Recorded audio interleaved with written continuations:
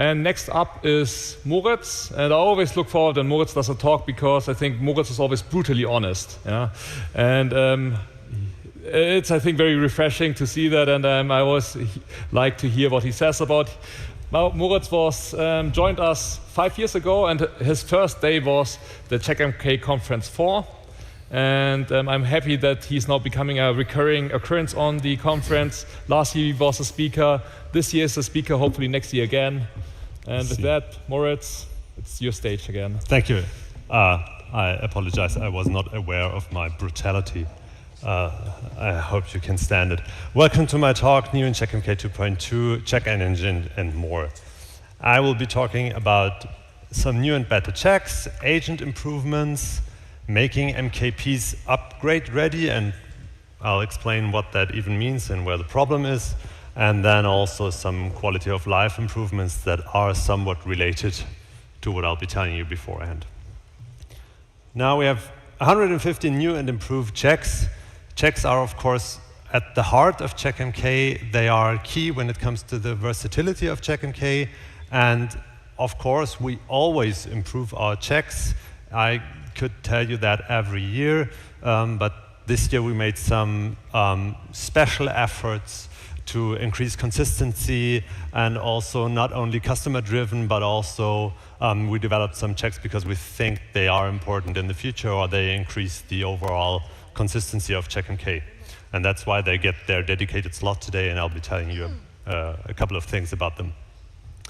We have, okay? Yeah. We have 30 new checks, which means that new integrations, things that we haven't been monitoring at all before.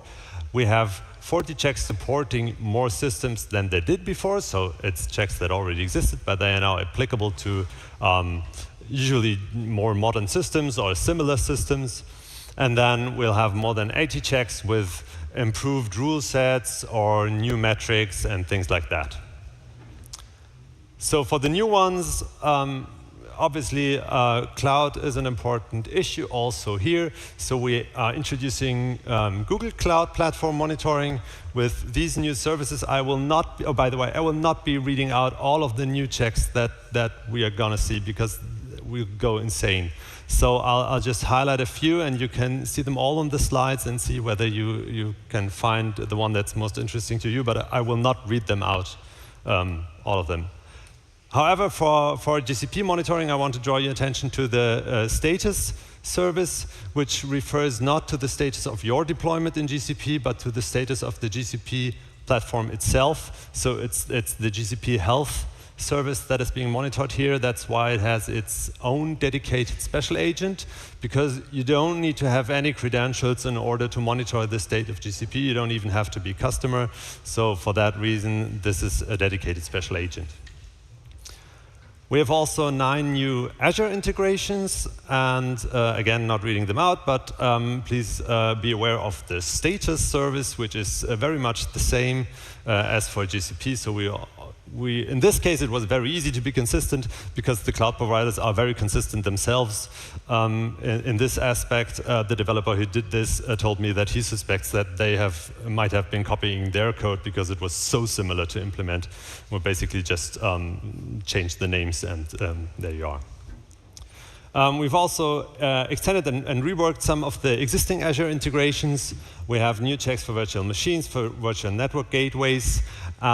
We have added the options to deselect services from the monitoring, meaning when you configure the special agent, you can deselect some of the aspects to get not that much data. We have additional host labels added, and we have a simpler VM service state mapping. Now, these 3 things are not only improvements in themselves, obviously, but they are also features that we already have for the other special agents, for the cloud providers. So this is, again, something that increases consistency with GCP and also AWS.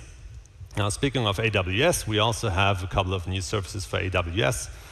We have extended the regions we support. We have extended EBS support, and we have added those host labels, and we have configurable piggyback names for the EC2 instances. Again, this is something that already existed for similar systems. I think vSphere might have been a showcase for this. So this leaves us with the Enterprise Edition covering the lift and shift scenarios Jan already said, with the areas compute, storage, backup, database, load balancer, and management covered. And you can see from this table that it's quite a consistent image with all of the 3 cloud providers being somewhat similarly covered. It changes a bit when you come to the Cloud Edition that covers more advanced use cases. Because as Marcel just said, we just don't have the capacity to do everything at once and at the same time. So A, we're not finished. B, when it comes to these more advanced use cases and features, also the consistency across those cloud providers is not that high. So in the end, you cannot expect the monitoring of those 3 providers to be completely the same, because they are not completely the same. So the monitoring won't be as well. Then for the Kubernetes monitoring, we have added new checks. So we have now persistent volume claims, cron jobs, and we are supporting new container runtime. So in addition to Docker and Containerd, we now support CRI-O. And for the supported distributions, additionally to the vanilla, the Google Kubernetes engine, the Azure Kubernetes engine, the AWS Elastic Kubernetes service, we now have OpenShift. That's meant to be a big surprise here, because I've been told you've all been asking for it and are very, very excited. But you've already heard it before, I think twice today, so I don't blame you for not being surprised anymore.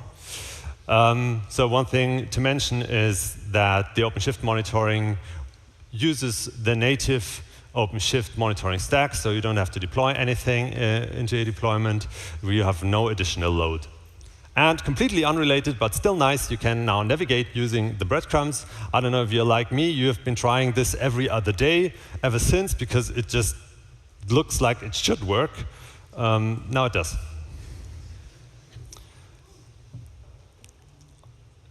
Something else entirely, we have added mobile device monitoring via Ivanti Neurons MDM. You probably know it as Mobile Iron Cloud, where you can include your mobile devices into the monitoring, giving you probably quite a significant amount of new hosts and services. You will get 1 overview service and 4 services per each device. That's not all, but that's all that should be mentioned in detail. We have further new integrations that you can see here, but again, not reading them out. We have extended various integrations. Often this is done via the SNMP detection. You can see whether you can make out your favorite device. I'm giving you just a bit more time to look at the slide, but then we'll move on. Oh, and do notice the clapping hands, please. I will come back to those in a second. We have more than 80 improvements to existing integrations. I will not list them, but give you an idea of what I'm talking about. Either we have more checks, more services for existing integrations, or we have more information in existing services, or we have, as I already mentioned, more parameterization options and more metrics for existing services. Yeah, and those are quite a lot, more than 80, and I will not be listing any of them. What I do want to do is thank you very much for all of you who contributed via pull requests. We have been merging on, about 100, I think you can count them, about 100 pull requests this year. We know that it sometimes takes us some time to respond. We are not able to merge all of them. But nevertheless, so even if you contributed the pull request that we ended up not merging, your work is very appreciated. So we know that it takes some effort to make your change pull request ready, and then seeing it through the whole process. Yeah, we appreciate it very much. So thank you to everybody who's on that list or did a pull request and is not on the list.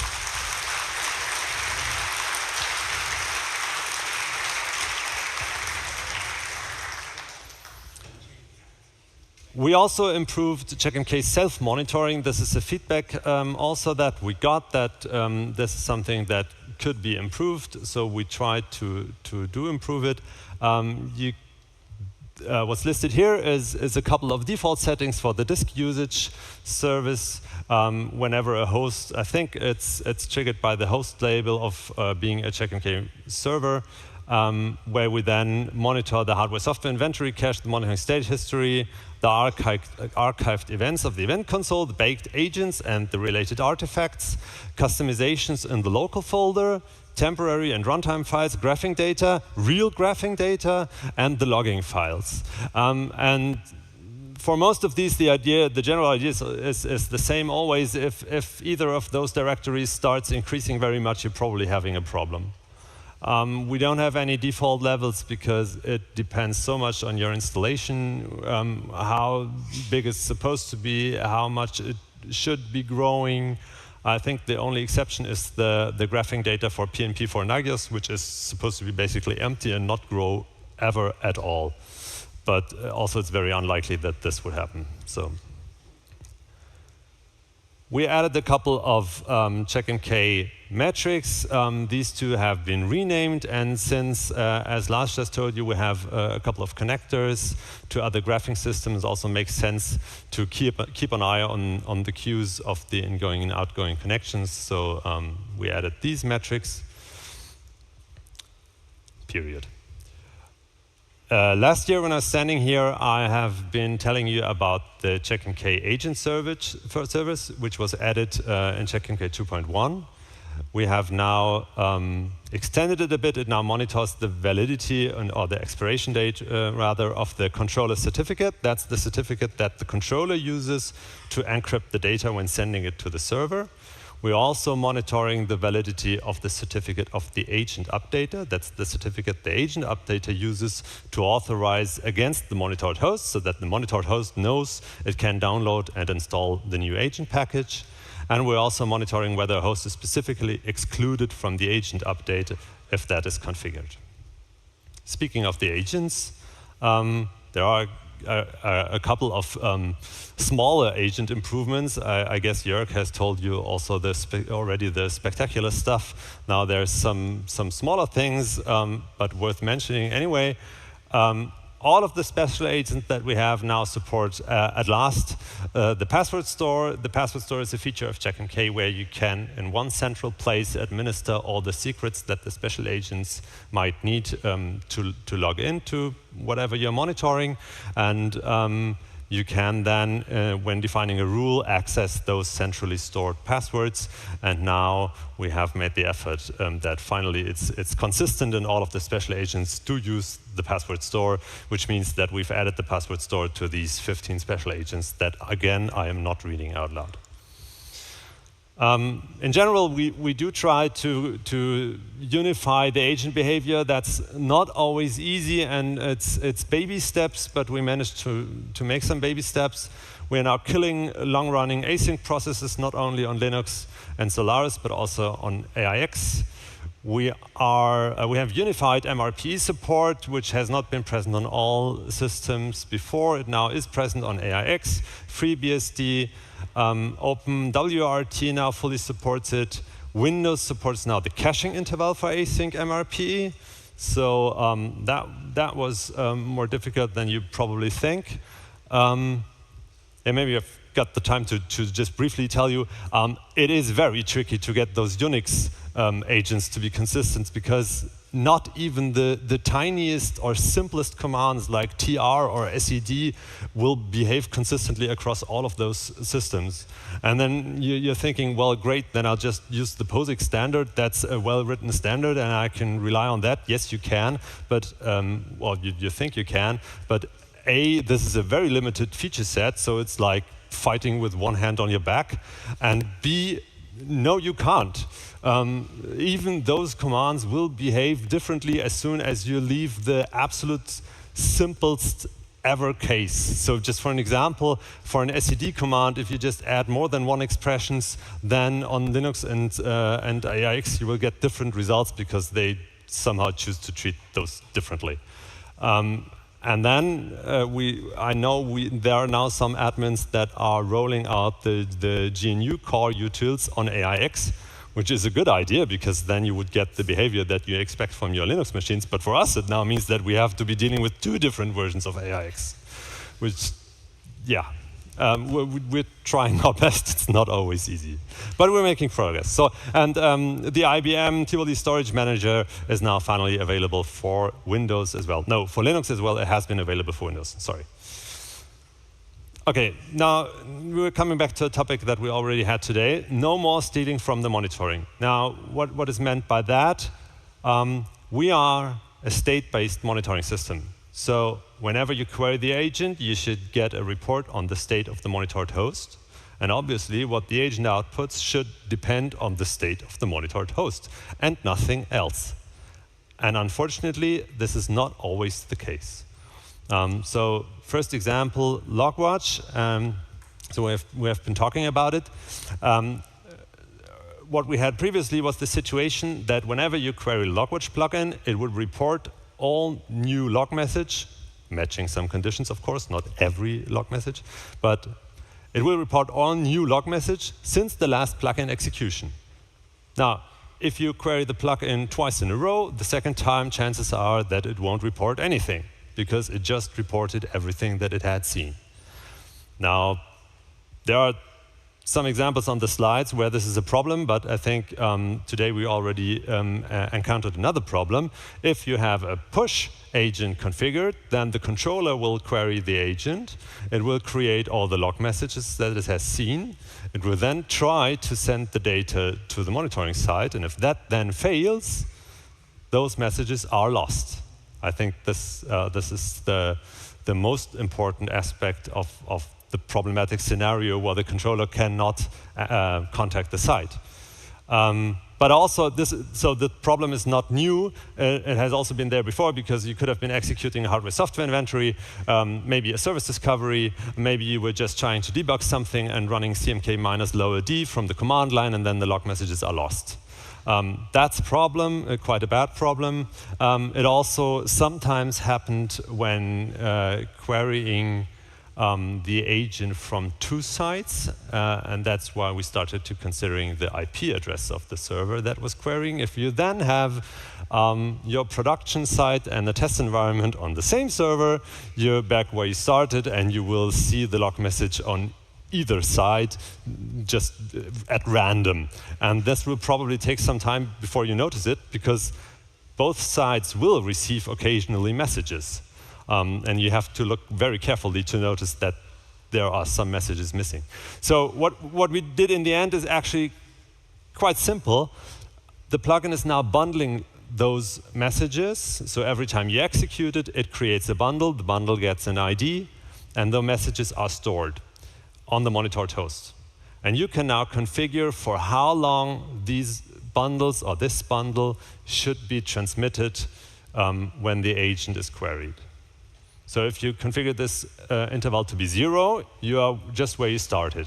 The plugin will be queried, the bundle will transmit it once, and then it's too old and will not be transmitted anymore.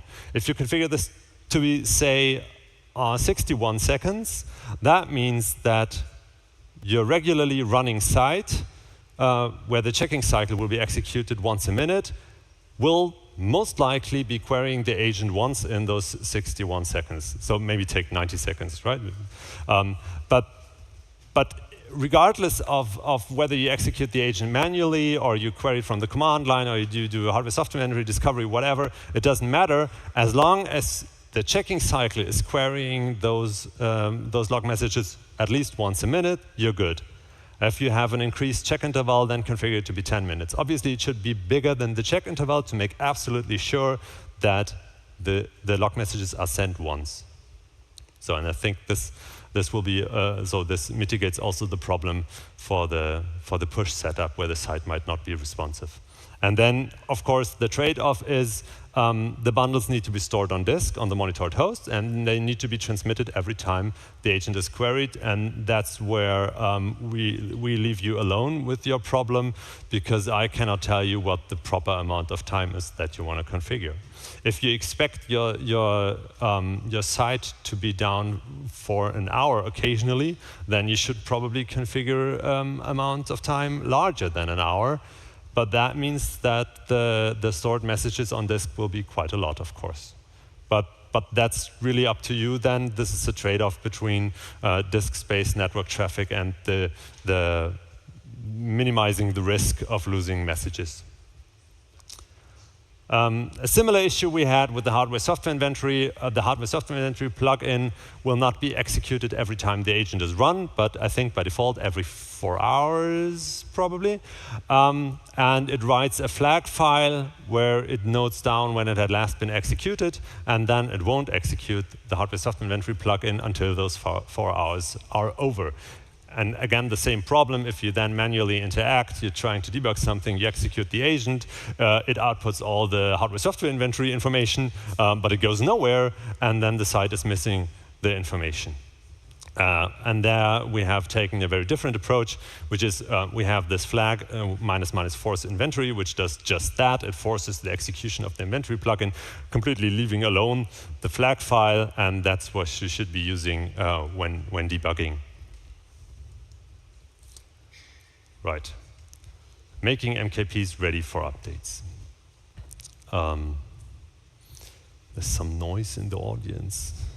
What are MKPs? MKPs, we have heard it before, but I briefly recap anyway. MKPs are the way of distributing your changes or your plugins to Checkmk.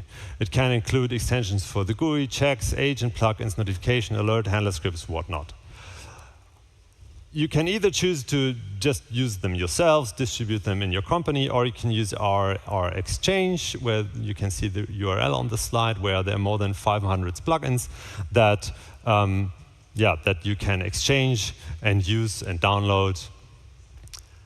Now, the key point obviously is that these plugins interact with the Checkmk base code, and whenever that happens and we change the base code, then it might come to incompatibilities.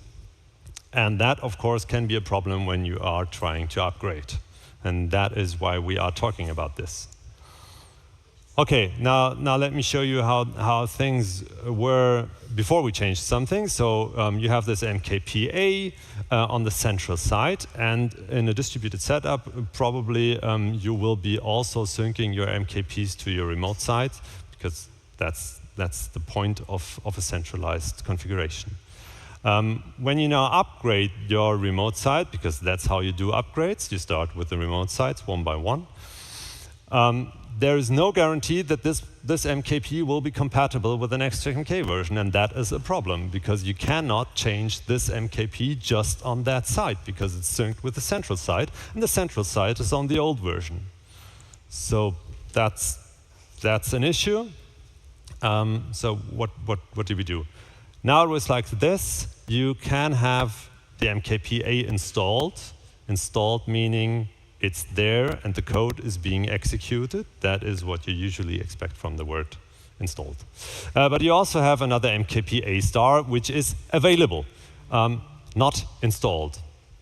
Now, again, this whole situation will be synced to the remote sites, and you now do an upgrade, and there's an upgrade step in place that will take care that the other MKP will now be used on this remote site where it's applicable, and not on the other ones where it's not applicable.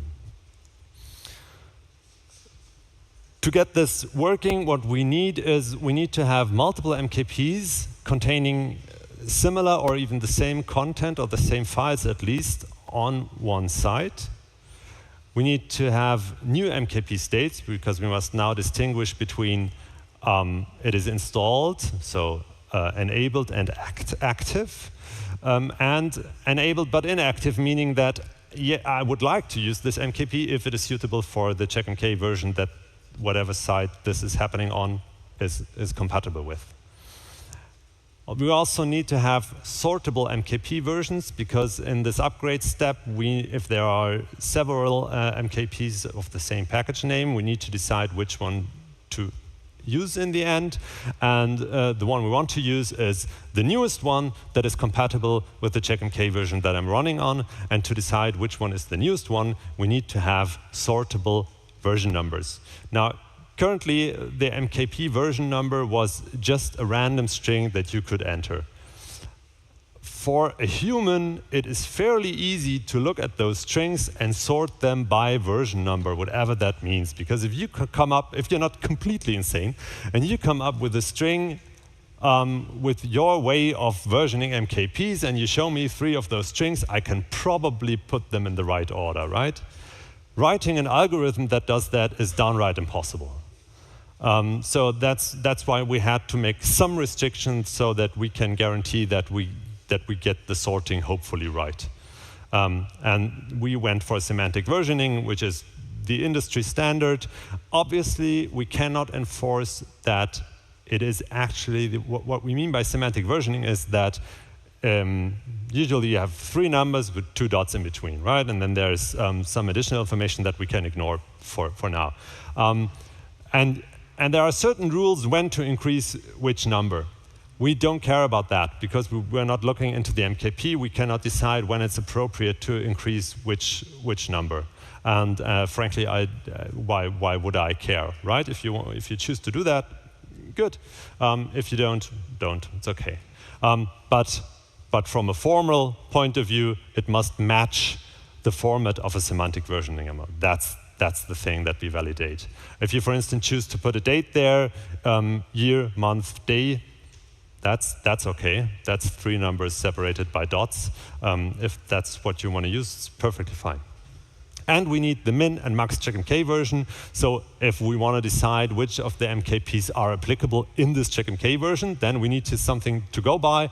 And those are the 2 version numbers that you can enter there. And those need to be Checkmk version numbers, of course, because that's what we compare it with.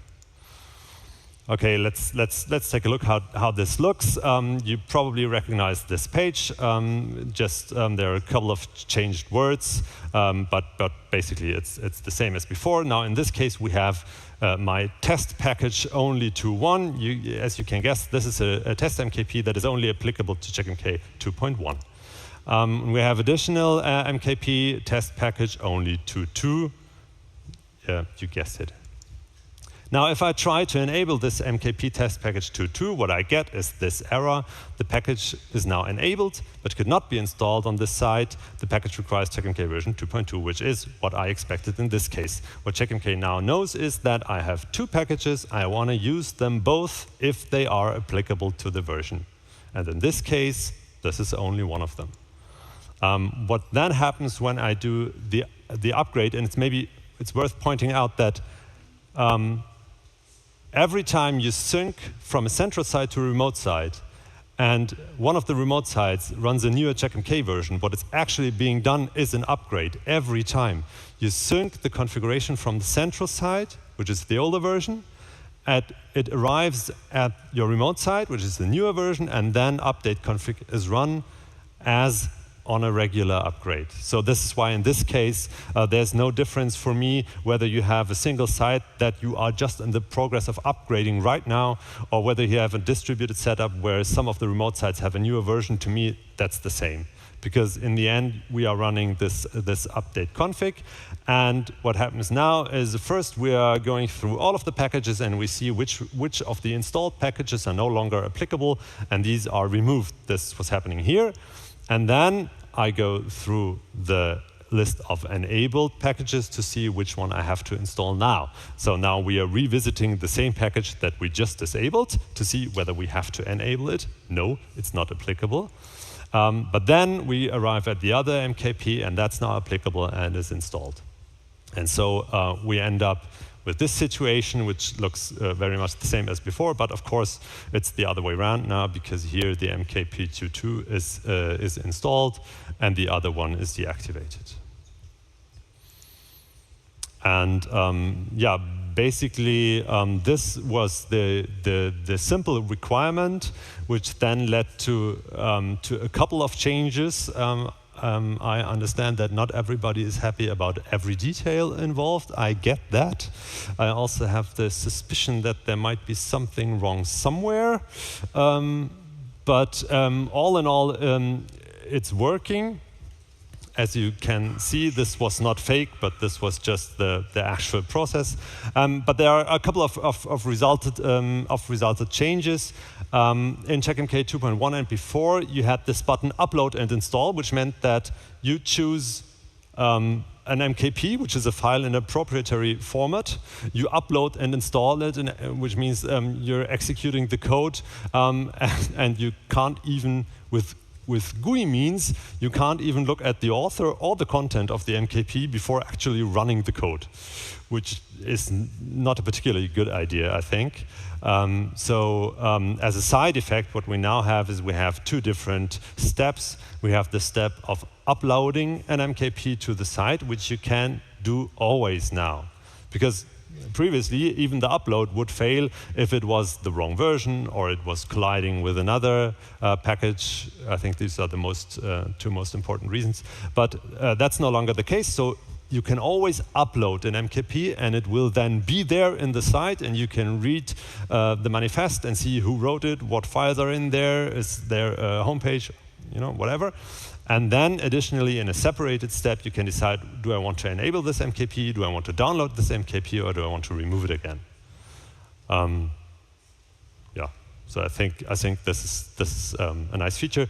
We also had to change the command line interface of the MKP tool. I will not go into details here, just so much. It is an incompatible change. If you have some scripts in place, I'm aware of that, but yeah, what are you going to do?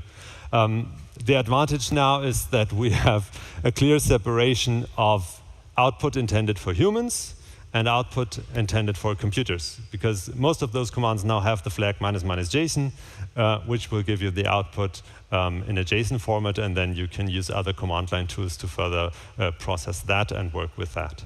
So that also means that if you are affected by one of those breaking changes, if you look into the tool JQ, for instance, you will probably get your desired output back with very little commands. Yeah, as I said, this was a breaking change. There have been other breaking changes. We are aware that it's currently a pain for MKP developers. I apologize. It will get better. What has happened and what is happening is the following. In Checkmk 2.0, we added the check API, which was an improvement in this area, but it didn't cover everything. The underlying problem here is that we need to change Checkmk base code. MKP developers need to interact with the base code, and whenever we don't have an explicit, well-defined API, we don't know what we can change without breaking MKPs. MKP maintainers cannot know what they can use without having the MKP broken by next year. And that is, of course, a problem, and that's the key problem that's leading to all of these problems. And we're trying to address it. With the 2.2 version, we are in the unfortunate situation that we had to change a lot where we didn't have an API. So this is why it's so painful this time. And it says on the slide, we moved the validation up front. I will tell you in a minute what I mean by that. In 2.3, we very much hope that we can provide an API for all of the other aspects. I think it's quite ambitious, but we'll do our best. And then hopefully we won't have any of those incompatibilities, at least not the unknown ones. So the problem is now that we cannot even give you a full-featured list of potential issues and tell you, well, look into these 3 things, whether it affects you or not, and then you're good. Because we don't even know, and that is, of course, a problem. And with a well-defined API, we can A, avoid it in the first place, and B, if it needs to happen, then at least we can tell you. So this is one of the quality of life improvements that we did this time. We now have what we call a pre-flight check. So what we used to do during update config was to read in the config and start to rewrite the config in order to match the desired configuration format of the new Checkmk version. And then if something went wrong, we aborted and potentially left you with an incomplete or half migrated configuration, which is a problem. Also, in particular, a problem that we have is that if you have an MKP installed, which is incompatible, it will then not be loaded, which means that potentially you have rule sets in your configuration that are now not known anymore to the site, because if the MKP that provides those rule sets cannot be loaded, the site doesn't know what to do with it, and it used to just discard the rule sets. Which is a problem. So for this and other reasons, we are not doing that anymore. But also, we have now this pre-flight check, which means that before we are doing anything to the configuration, we are doing a couple of validations and sanity checks, basically similar operations that we do during update config, but without actually touching anything. We're just reading and seeing whether things will probably check out, and if not, just stop the upgrade, but without rewriting anything of the configuration.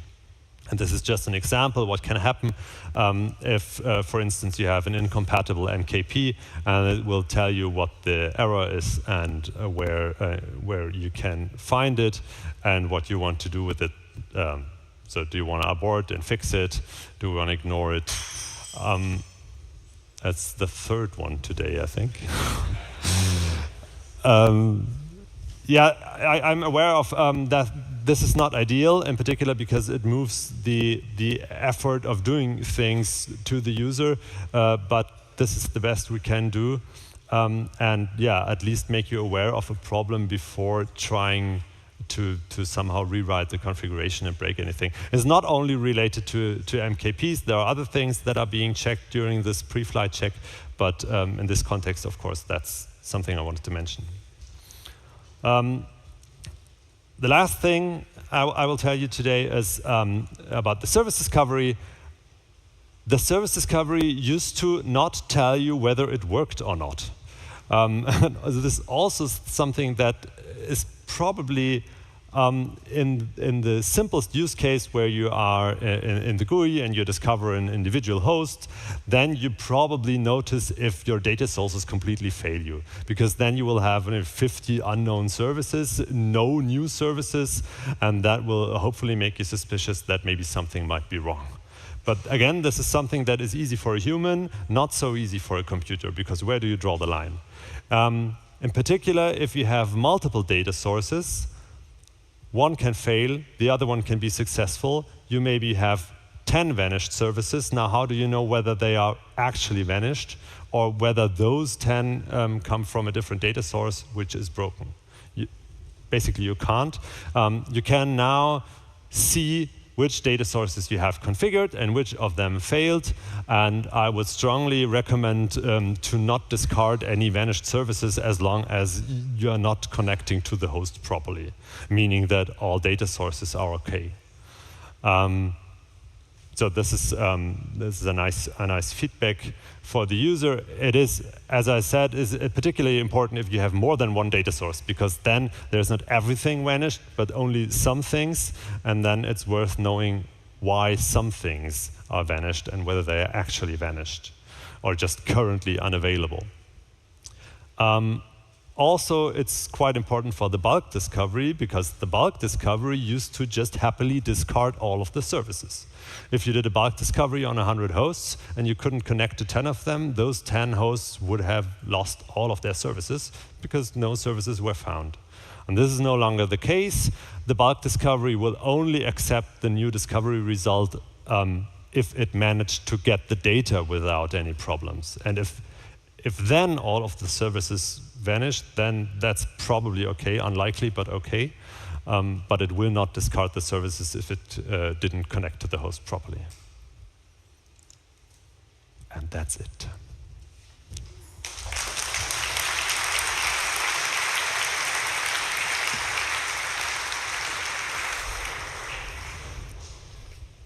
we don't have too much time for questions, but let's start from one from Fabian. How about bulk operations on extension packages so that I don't have to remove 100 inactive outdated MKPs after a Checkmk version update individually? Sorry, I didn't understand that at all. Okay, I will try again. Like, I mean, I try to guess what you mean. When you have to remove these packages afterwards. I mean, you have done the update, and then they're gone, and then inactive, yeah, and then you want to get rid of them. Yes, understood. Yeah, tough luck. No, no, there's currently no option to do this automatically, but I mean, this is the same answer that we give quite a lot, right? Yeah, but can't you use the MKP delete command? Sorry? MKP command line command. Yes, you could do it for the command line, but also there you have to remove them manually. Of course, as soon as you do something via command line, it's easier to script it and to build your own bulk operation. But there's nothing available ready to use. But yeah, probably would make sense because it seems to be an understandable desire to remove the old stuff. That seems to me like a button you would want to have. Yeah. Yep. So we just now need to find the person who wrote the MS Teams plugin or who basically got it in. Oh, we have one person in the room. Yeah. Yeah, I have a question. Would it be possible to enforce not to make a discovery or change the services when not all data sources are green? So to avoid accidental removal? Well, I mean, in the sense that could we build this? Yes, but I don't think it is currently built. So the problem was that usually, so the GUI interacts with the backend via automation calls, and this automation call means basically it's a command line that is being executed, and the problem is that this command line call did not return the state of the data sources at all. So there was no means of displaying it in the GUI or deciding anything or doing anything because you would just not know it. And since this is fixed now, we can build all kind of stuff around that. Thanks. If we find the time. Do you know who wrote the MS or who mainlined the MS Teams integration? No, sorry, I can't remember. Who? Pablo.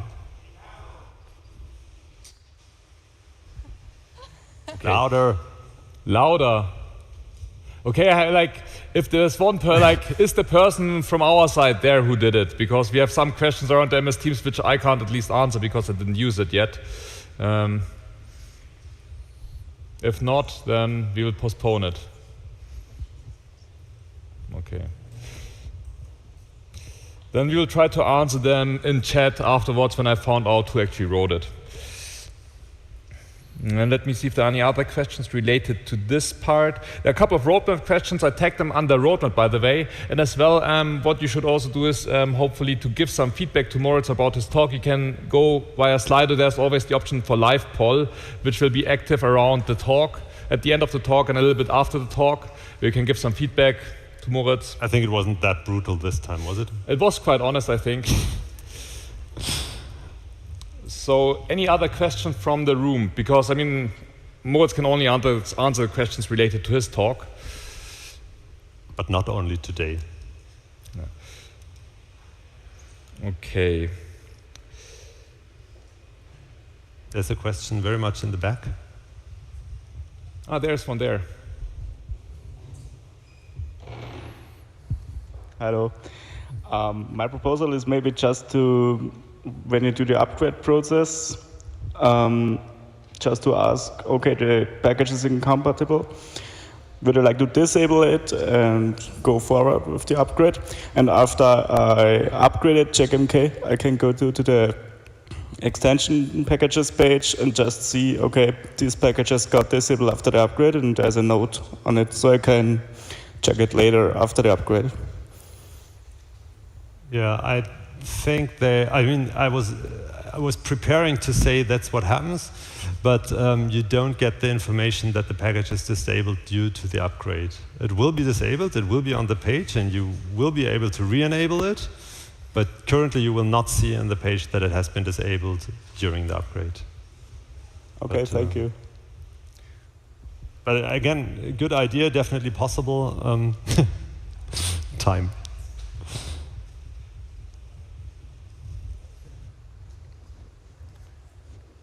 Okay, then. Nein, doch nicht? Okay. Then let's enjoy coffee break for half an hour, and we meet back at 4 p.m. here again. All right.